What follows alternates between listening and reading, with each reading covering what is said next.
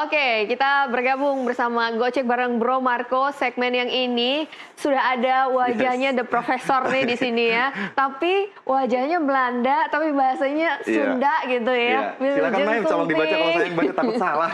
Wilujeng Sumping, Sampurasun. Sudah jawabannya, Pak? Rampes. Sorry, kita agak jauh dari Sunda. Soalnya kita agak ke sebelah barat ini. Agak ke barat dikit ya. Tapi inilah dia selamat datang Tom Haye ke Persib Bandung. Jadi setelah rumor transfer yang semerah baju lu nih, yang meriah banget. Meriah, ya, panas juga gitu ya. Bener, akhirnya dipastikan Tom Haye mudik. Jadi balik pulang ke kampung. Ke Indonesia lah ya. Oke. Indonesia setelah dia ini bermain di Eredivisie. Jadi betul. Ya, selamat dan datang. sempat galau-galau juga gitu sempat ya, mau pindah kemana. Pasti betul. banyak tawaran juga sebenarnya Marco ya. Benar sekali, pasti ada pertimbangan yang cukup matang dari Tom Haye akhirnya memilih untuk kembali ke Indonesia. Maksudnya bukan kembali sih, memilih untuk berlaga di Indonesia seperti itu. Nah, oke, sekali lagi selamat datang Kang Tom Haye. Kita akan mengulik soal The Professor. Yes, kepindahannya ke Persib Bandung, ini dia. Ini dia yang paling rame. Betul. Ya. Jadi kemarin yang paling rame selain dari akhirnya saga transfernya akhirnya terjawab, teka-tekinya terjawab, ada dua Tom yang kemarin jadi viral. Yang satu adalah Tom Haye, satu lagi Tom Lembong. Tom Lembong. Jadi Tom Lembong nih kayaknya udah belakangan ini kan udah memang sama-sama lagi rame juga ya. Tapi gitu iya, pemirsa Nusantara TV tentu harus bisa membedakan yang mana Tom Lembong, yang mana Tom Haye.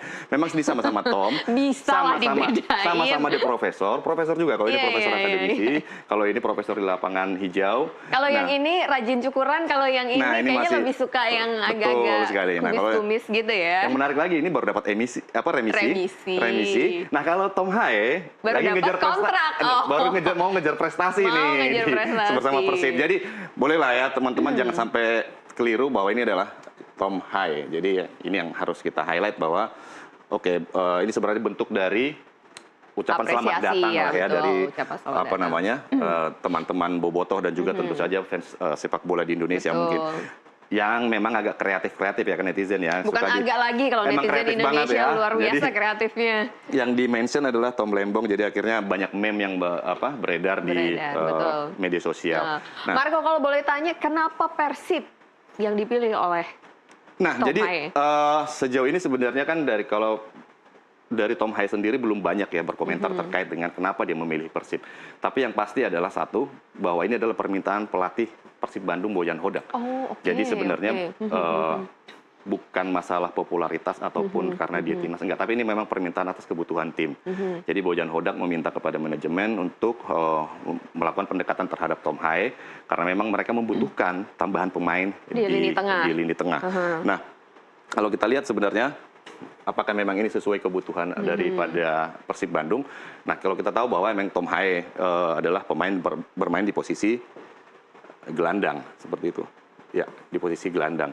Nah, saat ini di Persib Bandung itu menumpuk banyak sebenarnya stok gelandang mereka. Di sana ada Mark Klok, ada Deddy Kusnandar, ada juga Adam Alis di sana, terus ada juga satu lagi pemain Argentina. Nah, bertambah dengan Tom Haye. Artinya apa? Dia memiliki lini tengah yang cukup dalam. Dan ini sangat dibutuhkan memang untuk Persib Bandung. Karena apa? Karena Persib Bandung tidak hanya bermain di Liga Super League atau Indonesian Super League, atau yang dulu kita kenal lagi Liga 1, tapi mereka juga akan bermain di AFC Champions League 2. Betul. Jadi mereka membutuhkan skuad yang memang cukup dalam, sehingga nanti untuk melakukan rotasi pemain, tidak ada perbedaan kualitas antara tim yang bermain di I-League, dan nanti yang akan bermain di tim Persib Bandung, di Super League. Nah, walaupun memang kalau kita lihat di luar sebenarnya hampir ya tetap nggak terlalu jauh berbeda ya, tapi kan karena memang usia pemain yang ada di lini tengah Persib juga sebenarnya tergolong bukan usia muda lagi seperti itu. Paling cuma Adam Alis, Deddy Kusnandar juga sudah tergolong pemain yang cukup senior. Lalu ada Mark Klok juga tergolong pemain senior. Artinya apa? Mereka secara kebugaran juga nggak kan sama dengan pemain-pemain yang memang masih berusia 20 tahun. Secara chemistry juga mungkin nanti Tom Haye dan Mark Klok juga akan bisa lebih mudah mungkin beradaptasinya karena mereka akan sama-sama bermain timnas Indonesia kan ya. Ini adalah kesempatan mereka pertama kali main satu tim nih. Karena sebelumnya di timnas kan mereka belum pernah ketemu. Karena Tom Haye masuk, Mark Klok belum dipanggil. Mark Klok sudah tidak dipanggil lagi. Yes, Jadi belum dipanggil lagi. mereka kalau saya tidak salah ya, belum pernah satu lapangan lah istilahnya. Nah ini akan menjadi pengalaman pertama mereka untuk tampil satu lapangan bersama Persib Bandung. Nah oke, kalau kita lihat di sini ada profilnya Tom Hai. Ini yang sebenarnya. Gajinya berapa, Marco? Nah ini usia dulu. Umur nih, dulu. Usia Oke, dulu oke, nih. oke. Kenapa? Tadi kan nanyanya kenapa nih ya? Kenapa Umur sih it Tom doesn't Hai? matter, umur berapa? Iya, umur Emang- hanyalah deretan angka. Yes. Itu Apa yang menjadi masalah bagi seorang Tom Haye 30 Betul. tahun di Persib? Ya, jadi sebenarnya gini. Kenapa tadi kalau Maya tanya kenapa sih Haye akhirnya memilih Persib?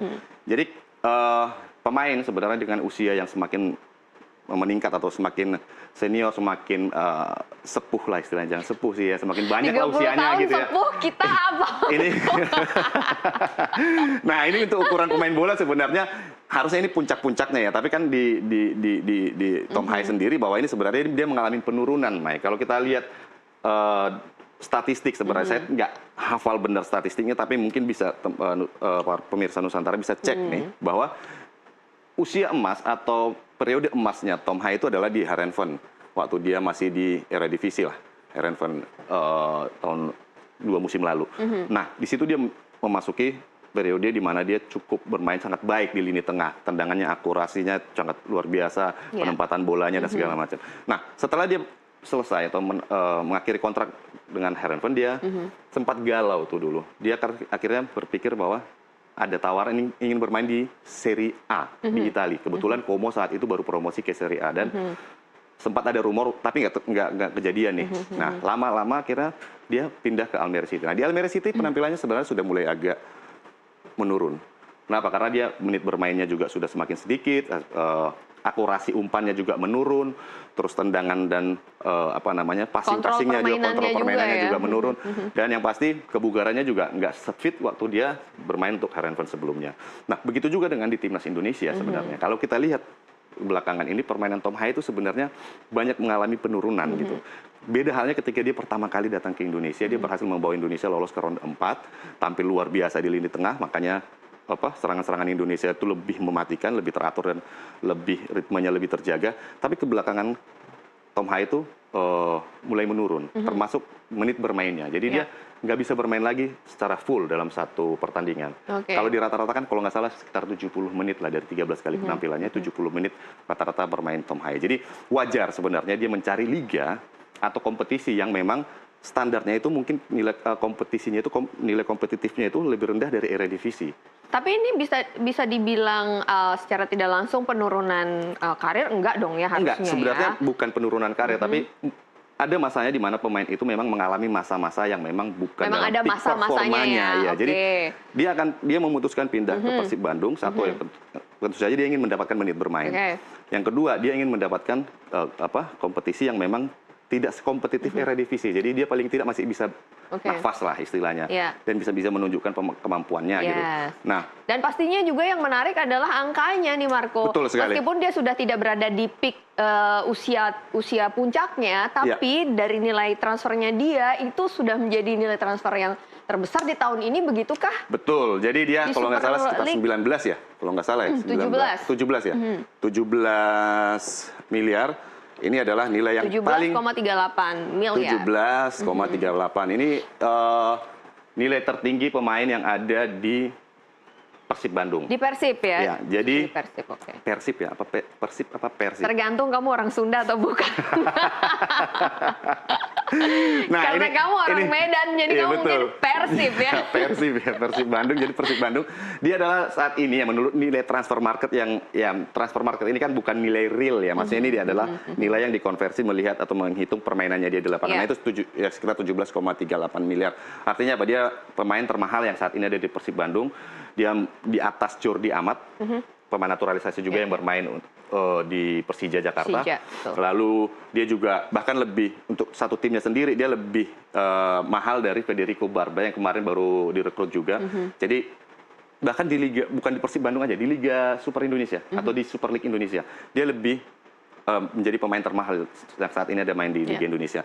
Artinya secara kemampuan dia masih dipandang lebih baik daripada pemain-pemain lain. Ini kan konversi atas kemampuan dia di lapangan dikonversi menjadi nilai transfer seperti itu.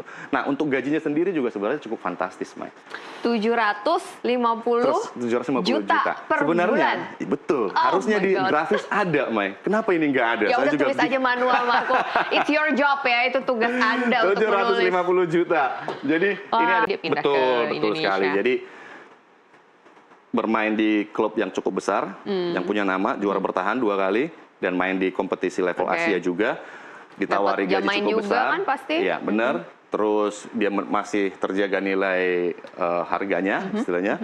Dan juga dipastikan mendapatkan menit bermain nantinya di Persib Bandung. Jadi ya itulah sebenarnya yang membuat Tom Haye akhirnya... Nilai marketing juga pasti naik, Marco. Iya, nilai jual ya. Nilai marketing bagi mendatangkan sponsor dan lain sebagainya. Popularitas, ya kan? dari segi popularitas betul sekali, karena memang dia berlabel timnas ya. Sponsornya, wah, betul, seorang karena Tom Haye datang ke high wave, gelombang high ya. High wave, ya. Nama the show-nya namanya. Ya the show-nya highway, tapi kalau gelombang high wave dong. Okay. Nah, dia mendatangkan gelombang baru nih buat gelombang Persib. baru. Nih, dicatat ya, kalau ada highway, ada high wave. Oke, gue catat, Marco. Oke, jadi itu tadi beberapa alasan atau beberapa faktor yang memungkinkan. Yang ini sebenarnya kita prediksi lah ya, kenapa Tom Haye, karena memang belum ada wawancara yang cukup panjang terhadap Tom Haye, kenapa dia akhirnya memilih Persib Bandung. Kalau kemarin dari pernyataannya di TVRI Jabar ya, dia hanya mengatakan nggak sabar untuk bermain di hadapan Bobotoh, ya, di cukup antusias seperti itu, karena dia tahu bahwa Bobotoh adalah salah satu atau supporter yang cukup masif, yang cukup besar di Indonesia. Kapan dijadwalkan akan pertama kali bermain? Sejauh ini Bojan Hodak itu mengatakan bahwa ada kemungkinan dia akan bermain melawan Borneo nanti pada tanggal 31 Minggu ya, kalau nggak salah 31 Agustus. Ya. Di tandang apa kandang aku lupa. Pokoknya tanggal 31. Kalau di Bandung, kita ke Bandung, Marco, kita nonton, Marco. Nah, tuh, aku lupa. Ini tolong diingatkan nanti. Ini apakah di Bandung atau di tandang gitu. Tapi yang pasti tanggal 31. Cari informasinya, tanggal 31 kemungkinan dia akan jadi debut, menjalani debutnya bersama Federico Barba juga. Tapi ya kita lihat apakah memang kebugarannya memungkinkan untuk bisa langsung tampil bersama Persib Bandung ya. Berangkat kita? Berangkat. Cus, gas pokoknya. Nah, oke. Itu next. tadi. Apa lagi nih yang menarik nih, Marco? Aduh. Oke, sekali lagi. Ice. Nah, ini dia. Oke. Jadi gelombang high. Sebenarnya Haye bukan pertama, atau Tom Haye bukan yang pertama kali pemain diaspora pertama pulang kampung ya, yang mudik lah istilahnya, gitu. mudik. Oke, di sini ada beberapa nama yang kita lihat yang pasti adalah sebelum kita membahas ini kan sudah pasti nih ya, ada rumor juga Eliano Rangers. Eliano Rangers itu rumor terakhir di media Belanda menyebutkan bahwa Eliano itu akan dipinjamkan ke Persib Bandung juga. Oke, dipinjamkan karena memang Eliano saat ini tidak mendapat tempat di tim utamanya PSS Zwolle ya. Nah, agak susah disebutnya. Nah, dalam 3 kita kan bukan orang sono, Marco. Dalam 3 pertandingan dia sama sekali nggak main gitu. Jadi opsi untuk meminjamkan itu cukup terbuka karena memang Eliano itu kontraknya masih sampai tahun 2027. Jadi artinya apa? Ketika dipinjamkan berarti tanggungan untuk gaji dan segala macam kan ada di Persib Bandung. Walaupun mungkin PSS Zwolle-nya nggak dapat nilai transfer dan segala macam. Tapi paling tidak mereka ada berkurang 1 slot pemain sehingga bisa mencari pemain lain dan juga paling mengurangi sedikit beban finansial mereka. Nah, ini masih sebatas rumor, belum ada update atau kelanjutannya lagi. Walaupun tadi ada di media sosial yang gambar Eliano udah confirm ya kan? Belum tapi di bawah, tapi captionnya dikabarkan. Ini confirmnya gimana orang dikabarkan masih? Ya itulah yang beredar di. Kalau orang Indonesia kan jangan lupa kabarin ya. Padahal nggak tahu kapan kabarinnya nih. Nah oke, kita lihat di sini ada Jens Reven yang bermain untuk Bali United, dia adalah pemain atau striker timnas U23. Bali United. Ya, dan ini gimana ya?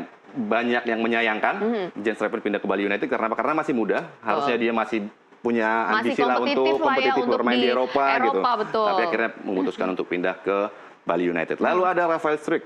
Nah, ini sebenarnya Rafael Struijk bermain untuk Dewa United dan sampai saat ini belum mencetak gol. Dan kita lihat bahwa Rafael Struijk juga udah tersingkir dari timnas senior. Betul. Dia Dia dibutuhkan udah nggak atau dipanggil diturunkan lagi ke ya. U23. Dan dia juga sebelumnya bermain di Brisbane Roar, nggak mendapat tempat sama sekali.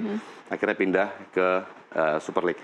Lalu Jordi Amat. Kalau Jordi Amat sebenarnya faktor boleh dikatakan udah usia lah ya, betul. usia. Karena memang dia udah Berapa melanglang- usianya sekarang? 36? Ya, sekitar segitulah, 34 something gitu. Nah, dia akhirnya berlabuh di Persija Jakarta.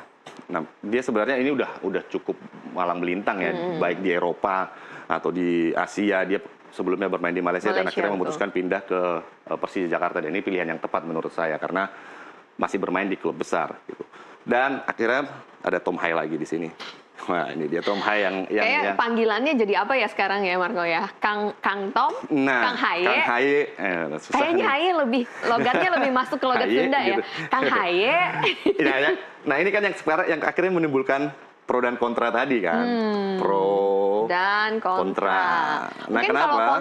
kalau kontranya lebih ke harganya mungkin ya Marco ya. Kayaknya itu Ya. jadi pembahasan netizen juga kayak wah Persib sanggup nih ternyata membayar atau memecahkan rekor nilai Ya, artinya transfer klub nih. Indonesia kaya juga ya gitu Nah ya. itu. Nggak pro, ya pronya sebenarnya lebih ke ditariknya itu ke arah timnas ya. Jadi sebenarnya bahwa gini, pro itu banyak mengatakan bahwa kenapa sih kalau balik lagi kalau main di Liga Indonesia kalau memang bisa membantu kompetisi Indonesia lebih baik, kenapa enggak gitu.